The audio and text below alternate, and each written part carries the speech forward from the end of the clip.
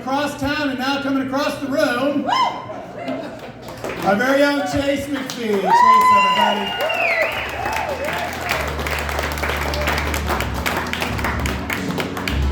All right, thank you. It's good to be performing under stripper lights. That's cool. I'm going to keep my clothes on, but I'm here the same reason a stripper is, to disappoint my father. I like, Bison, that you wear a shirt that says nobody's bitch, but you just told us a story how you paid for your friend's dinner and then bailed him out.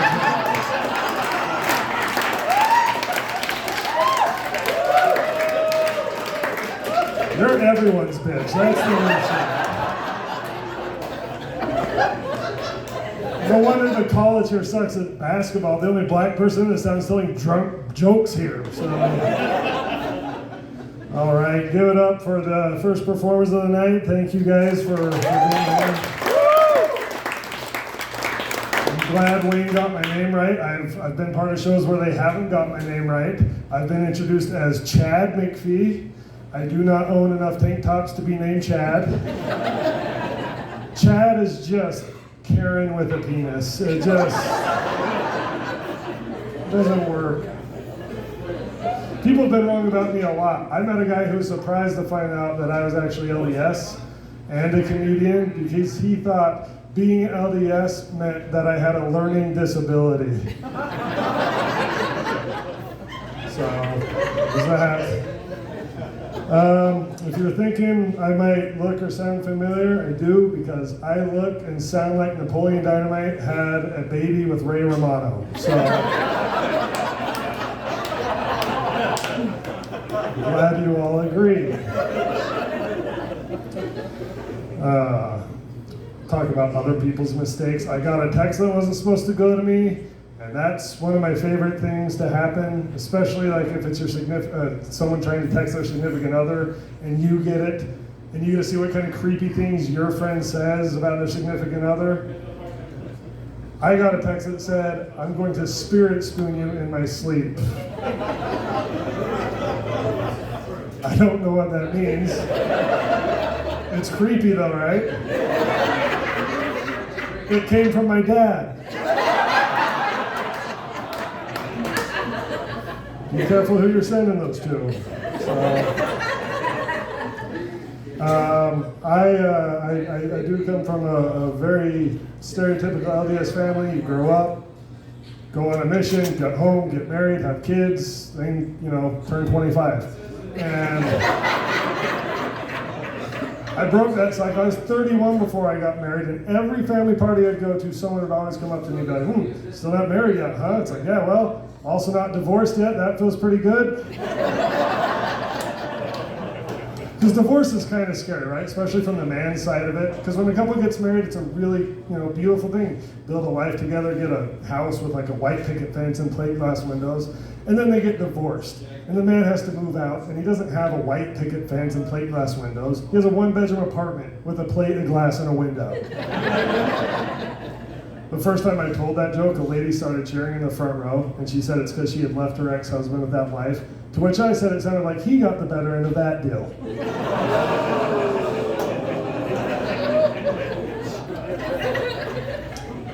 Not wrong. I also come from a very diverse family. Not like this crowd. This crowd is not diverse at all. Pretty sure if all of you were on the Titanic, all of you would have been just fine. So, not you, Bison. You're coming out of the ship. Sidebar, you're getting married soon, right? Or proposing soon? I am. And you're big fans of Avatar? I have an Avatar tattoo. Is that why your hair's like that? So you can connect your hair to hers, like in the movie? It's all Avatar. I don't know. It's all Avatar. And okay, I'll go back to making fun of my family diversity now. my perception of diversity is completely different because my stepmom is Chilean. I've got a Chilean stepbrother. My older sister married a guy who's Vietnamese. I got 2 Vietnamese nephews, and my little sister's adopted from Thailand. That makes me the minority in my own family. And you chuckle, but it's pretty messed up getting called Uncle Cracker every Christmas. I think what happened is my dad was trying to complete a diversity circle, which meant my only 2 options was to date a black chick or be gay. Ideally, I could just date Bison, but just kidding. I'll lay off of you in a minute. I'm sorry. I like coming from a family like that because I feel like I'm pretty culturally sound, but every now and then I can be a little bit culturally unaware. And what happens is I'll say something that I don't mean to sound bad, but it sounds terrible. I went to get my hair cut once, and the girl was really butch up top, and she's like, "How am I cutting your hair?" And I was like, "I'll have what you're having." Yeah. It's even worse when you see someone else like who's like very culturally unaware, and they're just not self-aware about how uncultured they come off. Like if you see someone who's trying to act like they're from the ghetto and they're clearly not, they're like rolling down their windows blasting their bass to a Brad Paisley song. They're asking you questions instead of asking you questions, you know? Don't talk like Shaniqua from Compton if you're Abby from Provo. That's the point. Sometimes you see a whole city that's culturally unaware. Is anyone in here from Cedar City? Okay then. If you drive into Cedar City from the north side and the first exit you get off, there is a sign that says BLM and points to the left. Now I know that BLM means Bureau of Land Management in this particular case, but over the climate of society over the last couple of years, BLM has become much more known as Black Lives Matter. And if you look at that sign and want us to interpret it as Black Lives Matter, they will notice that that sign points directly to the county jail.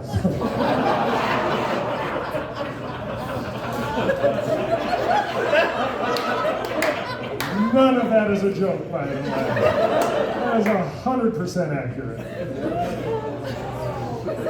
Right?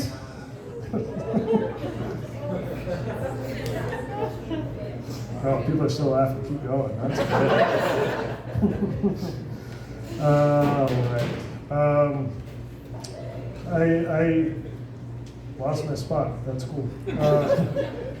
Who in here is on a date tonight? Woo! Are you like with boyfriends, girlfriends, or what? Where are we at? You're with your wife. How long have you been married? Almost 10 years. Oh, your warranty's expired. You're done with that one. Oh, that's good. How long did you guys date before? That's a slightly less complicated question. 4 weeks. 4 weeks. Where did you serve your mission?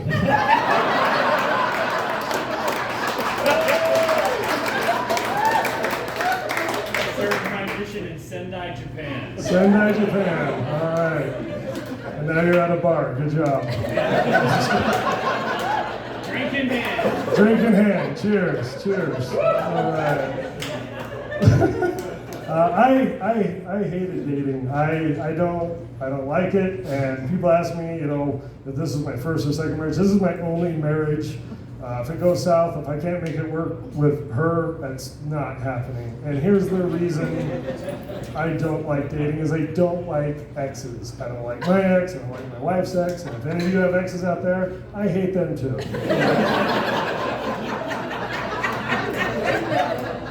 It's not always bad, right? Like sometimes a couple can break up and remain friends, but most of the time someone gets hurt, and then it's awkward, especially if one of your friends wants to, you know, date your ex, and that's always a fun conversation to have. They'll come up to you and be like, "Dude, are you gonna hate me if I date your ex?" It's like, dude, if you date her, you'll hate yourself.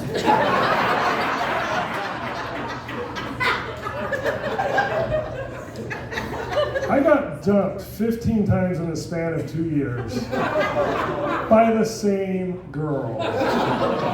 It's like going to a casino and playing 14 hands of roulette and then on the last, and like losing all of them. And then the last one being like, this one will work, and the rest of your money. You just end up sad and broke, right?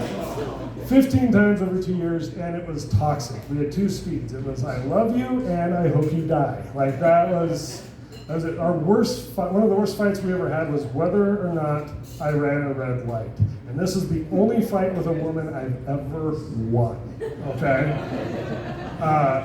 I went through a light, it was yellow, it turned red halfway through the intersection, and she got mad saying I ran a red light. I said, no, I was passing on, and we got in this huge thing. And her big argument was, that's running a red light, I learned about it in traffic school. My defense was, I've never had to go to traffic school. She didn't talk to me for 3 days until I apologized because I'm codependent.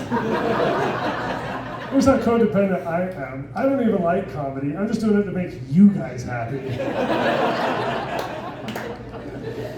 15 times in 2 years, and that's a lot. And a lot of that's my fault, but I blame 90s television, because if you look at the 90s television, you have stuff like Zach and Kelly from Saved by the Bell broke up like every 2 seasons, and they ended up together at the end, right? Now, that's not, there's another example, don't worry. There's Corey and Topanga from Boy Meets World. They broke up 6 different times and still got married. And you guys still debate whether or not Ross and Rachel were on a break. Like, that's the thing. And so, yeah, I kept holding on to this hope that it would happen, and it didn't happen. So all that I ended up doing is staying up late at night writing mean, like, bitter jokes in my room about my ex. Mean jokes that I won't even say on stage, except this one. I used to sit up at night hoping that my ex would marry a farmer, because she deserves to be with someone who knows how to work with a cow.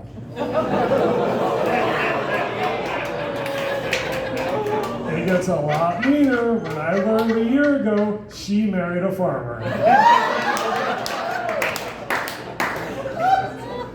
I guess I won. I'm not apologizing for that one. All right. Then there's the other aspect of dating with marriage and stuff where you see a couple get married and there's a huge age gap, which age gap doesn't bother me, but if the girl's too young, it's a little concerning. I have a friend who, when he was my age in his 30s, married a girl who was almost at the time 19. She was almost 19. That's a little young, right? Like, I'm fine with the age gap, but she's just so young. And he told me that he met her online. I was like, well, of course he did. Because how else is someone your age meet a girl born after 9/11? Oh, buckle up, here we go. I bet the first question he ever typed to her was, you're not a cop, are you? LOL. He told me that when they fight, it's pretty bad, because he said it's like he's fighting with a child. And I was like, really? If something looks like a duck, quacks like a duck, and graduated high school last year like a duck, then... Let's put this in the ultimate perspective for you. Who in here remembers the Spice Girls? Yeah, his wife doesn't. That should be your number one indicator right there. If she's too young to tell you what she wants, what she really, really wants, she's too young to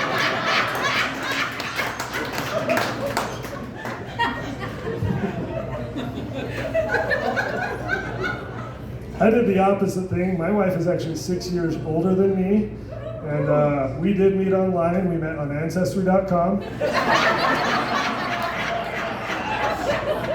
Think about this. When my wife graduated high school, I was still in recess. Right? Like, I remember being in elementary school, watching high school girls drive by, being like, someday. Little did I know she's driving by the elementary school going, someday.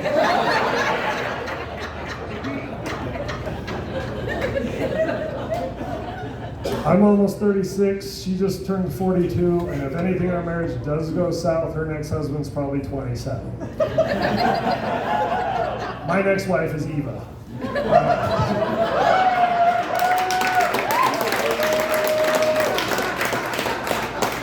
I have a type. She tells me these jokes are getting old. I'm like, yeah, but so are you. Okay. Before any of you think that I'm a bully or mean for making these jokes, she's earned every word of this. Exhibit A. This is a conversation we had publicly on Instagram through our chats. It's still there. If you want to go to our Instagram and look at my highlights, and you will understand that my wife has earned any figurative punch that I've thrown at her. I just stress that out. Because look, comedians, we're damaged. We accept love with humor and insults. Just to be clear, one of my best friends is my best friend because of how mean he was to me. He told me once that he thought that I was going to die a virgin, and I told him I was married, and he said, "I know."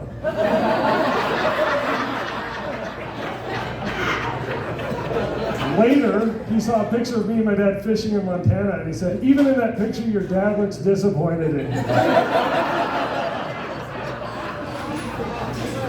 That's a good friend. Okay? I talk to him almost every day because of how funny that is. So, let me introduce you to who I married. Back in October, I was in a comedy competition with 15 comedians. I came in first place. I was very excited. I sent my wife a text saying that I had won. Her response, "Just because you came in first doesn't mean you're a winner."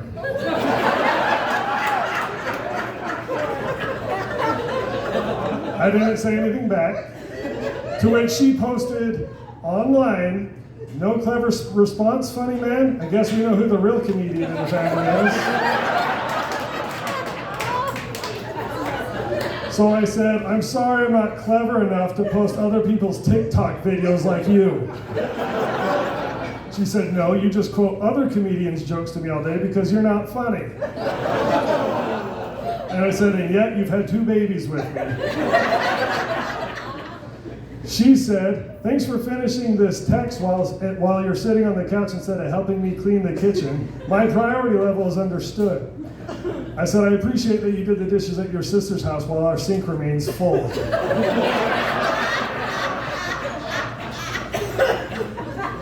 She said, "At least my sister respects me, and unlike you, she's good at what she does because she's a winner." I said, "She's a middle child, she wins nothing." Page 2. She said, "Someday I'm going to tell our middle child what you just said and what you think about middle children." And I said, "Because like all good moms, you use your children as leverage." She said, "Why don't you ask your mom?" "Oh wait, you can't, because my mom died when I was 16. Yeah. You thought I was a bully, now you think I'm Ukraine. I said, "I guess that's why I married an older woman, I'm just missing mom."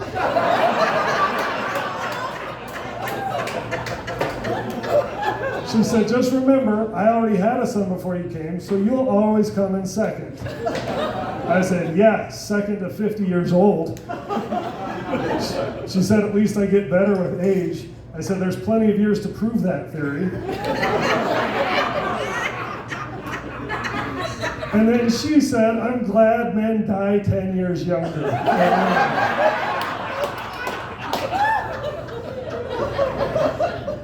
I said, "Enjoy your 4 years as a widow."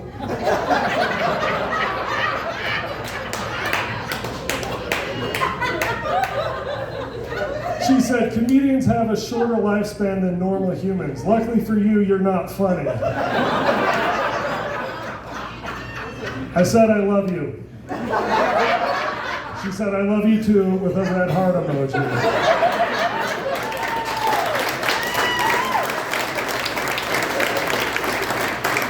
If you want to verify any word of that, go to my Instagram, click on my highlights, it's labeled "Text Fight with Wife."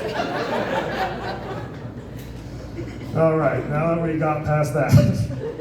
Yes, my wife had a son before I came along. I am a stepdad. People ask me all the time what it's like to be a stepdad, and the truth is, I love it, but I can be a little competitive sometimes. Like, you know, he'll say something to me, and then I have to feel like I have to fire something back, and sometimes it's probably too far. I'll go get a drink of water, come back, he's in my spot on the couch, he's like, "I stole your seat." I'm like, "I stole your mommy." Oh, but he can throw the punch too. He told me he wants to be just like me when he gets older, but successful.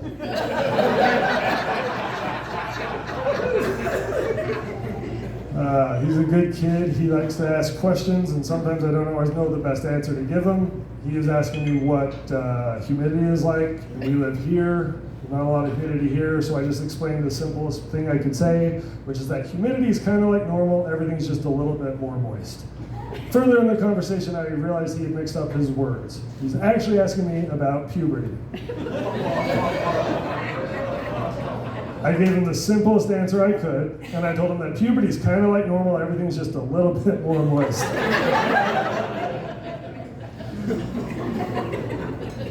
I will say, when my wife and I just had our second baby together in November, and we were curious how this would work out because we have, Gavin who's 14, we have our 2-year-old. We're wondering how each of them were going to react, and we brought the baby home, and my 2-year-old looked at her, smiled, and then took a swing at her. Because there's a pecking order, and he just wanted to be clear like it was prison. Gavin was great, he was happy, and I think it's because he doesn't think we noticed how much longer his showers got. Anytime he's in there for 5 minutes, I pound on the door saying, "Clap your hands!" He told me he wasn't doing anything, which I understand because I was 14 as well. And when I fell out of the shower trying to make out with a cartoon hula dancer on the shower curtain, I told my dad I wasn't doing anything either.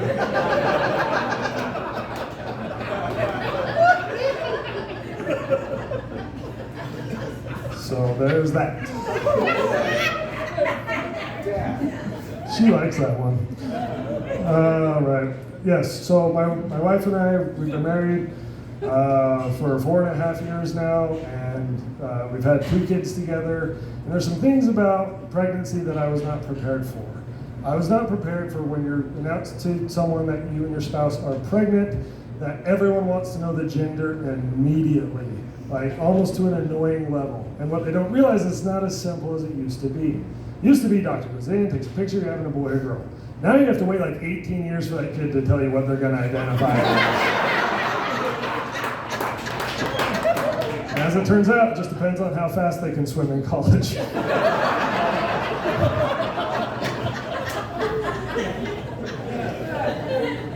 Also, did you know when babies are born, they're really purple and it looks like they're not breathing? Yeah, no one told me how purple a baby was when they're born, and I panicked because it looked like my wife had an affair with a grimace from McDonald's.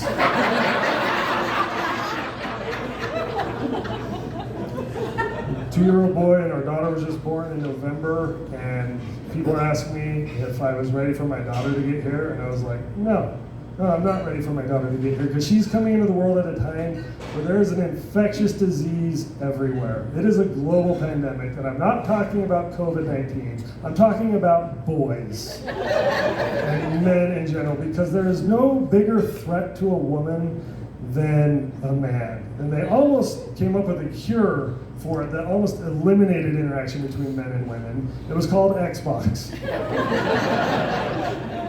Then they came up with this man repellent for women to use. It was called Twilight. Some men would still watch Twilight, but they were not a threat to women. Okay, moving on. I do like being a parent, and we take jabs at each other. But one of these days it's going to go too far, and I'm going to have to really balance my comedic brain versus my parenting brain. Because eventually the kids are going to grow up, get older, we're getting a really bad argument, and they're going to call me something horrible. They're going to call me something like an MF. At that point, do I calmly talk about it like a parent, or does my comedic brain kick in and say, well, I might be an MF, but remember, it's your end that I F. I say MNF because I'm from Utah, and that's how I learned to swear. Let's just say the first letter, for some reason it doesn't count. Because in Utah, we've invented our own way of speaking. We've decided we don't have to pronounce words the same as other people, right? Like, we have a lot of good hikes around here. No one goes hiking in the mountains, we go hiking in the mountains, right? We have a city in southern Utah spelled hurricane, but we pronounce it hurricane. And we only pronounce it hurricane if talking about that city. No one talks about the tragedy of Hurricane Katrina. We can say it right at that point.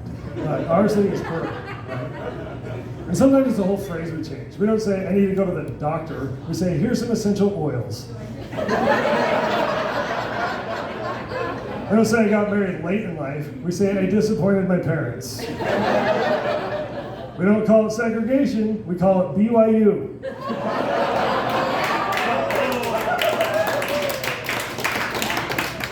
Take it no one at a bar show was offended by that.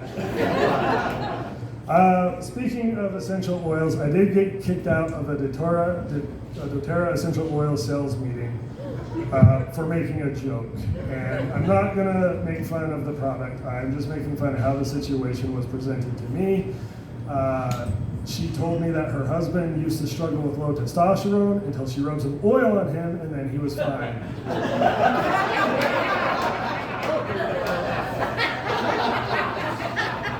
She said, any questions? Yep. Clearly what she's not understanding is that to men, any oil can be essential. So I rose my hand and I asked her, in front of everyone, what oil does she use if that oil lasts for more than 4 hours? She told me if I couldn't take it seriously that I needed to leave. So I got up, took my free samples, went home and boosted my testosterone.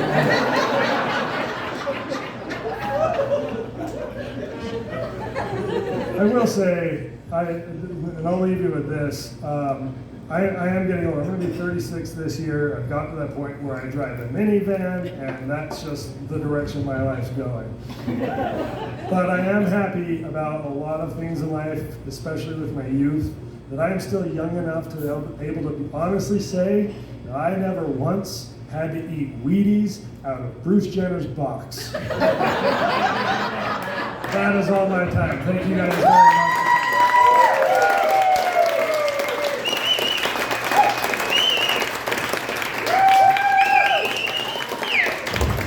Chase McPhee, everybody. Making us all feel well adjusted. That's our show for tonight. Next show is on May 28th. Hope to see you all again.